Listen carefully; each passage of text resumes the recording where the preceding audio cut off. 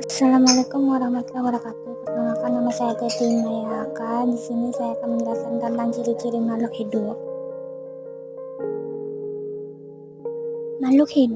Makhluk hidup adalah suatu organisme yang dapat mempertahankan dirinya dari berbagai bentuk perubahan lingkungan dan dapat berkembang biak untuk melestarikan jenisnya.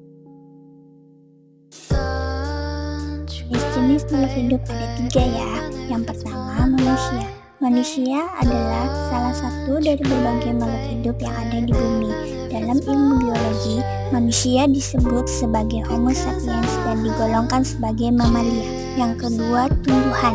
Tumbuhan adalah makhluk hidup yang pada umumnya memiliki akar, batang, dan daun. Dapat pula disebut tanaman dan pohon. Yang ketiga, hewan. Hewan adalah makhluk bernyawa yang mampu bergerak, berpindah tempat, dan mampu bereaksi terhadap rangsangan, tetapi tidak berakal budi seperti anjing, kerbau, semut, dan lain-lain.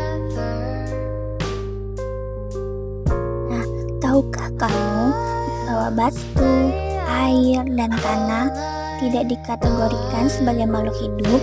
Karena batu, air, dan tanah adalah benda mati dan tidak memiliki ciri-ciri makhluk hidup seperti manusia, tumbuhan, binatang.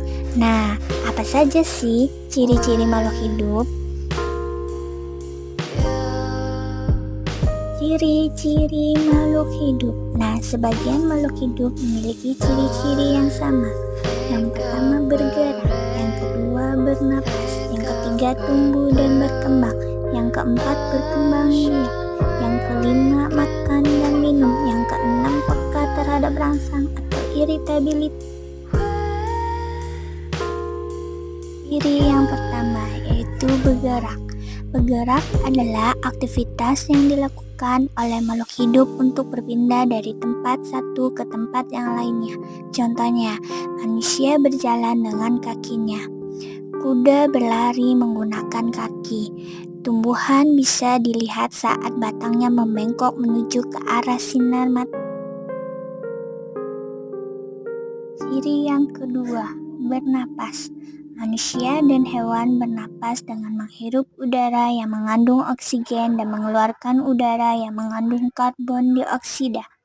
Tumbuhan mengalami pernapasan berbeda. Di siang hari, tumbuhan menghirup udara yang mengandung karbon dioksida dan mengeluarkan udara yang mengandung oksigen. Contoh cara pernapasan pada manusia. Dari udara ke hidung, ke batang tenggorokan, ke cabang tenggorokan, lalu ke paru-paru atau alveolus. Pernapasan pada burung, dari udara ke batang tenggorokan, ke paru-paru, kemudian pundi-pundi udara. Pernapasan pada ikan, dari air ke mulut, lalu ke insang. Pernapasan pada tumbuhan. Tumbuhan darat udara masuk melalui stomata, lentisel pada batang dan seluruh permukaan akar. Difusi. Pada tumbuhan air, udara masuk secara difusi ke seluruh permukaan tubuh. Yang ketiga, tumbuh dan berkembang. Tumbuh adalah bertambahnya ukuran tinggi dan berat badan. Pertumbuhan manusia dipengaruhi oleh makanan dan minuman, juga kebiasaan olahraga. Oleh karena itu, menjaga pola makan dan berolahraga teratur merupakan cara yang baik menjaga tubuh.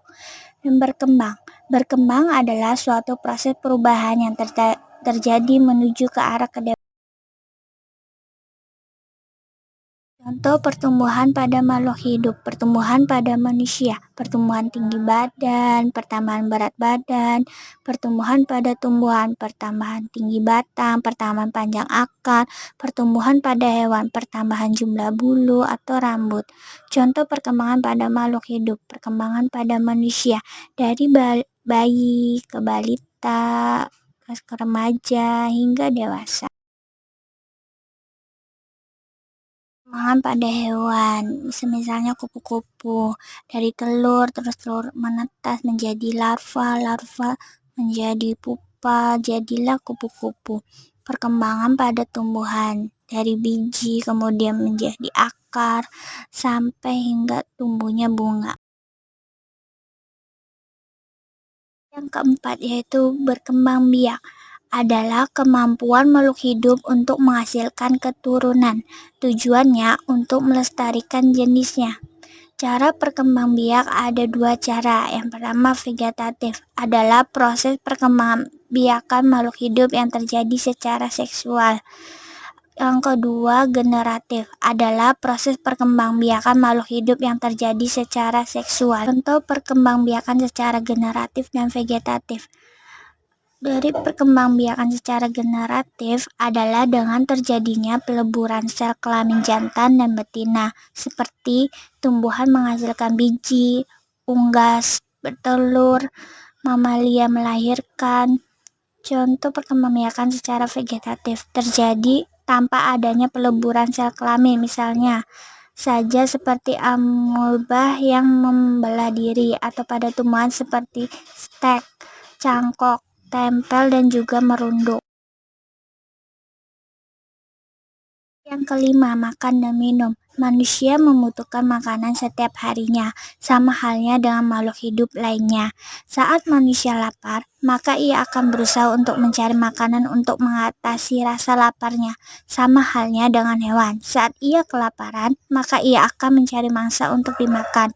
Tumbuhan juga demikian, mereka juga membutuhkan makanan dan menyerap.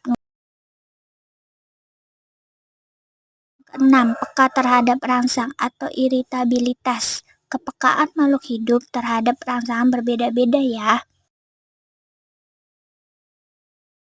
Rangsangan pada makhluk hidup. Contohnya pada tumbuhan putri malu. Ketika kita menyentuh daunnya, maka daun putri malu akan menutup daunnya. Contoh rangsangan pada manusia. Manusia akan memejamkan matanya secara spontan ketika ada benda yang mendekat secara tiba-tiba menuju ke arah. Videonya bermanfaat ya dan bisa difahami.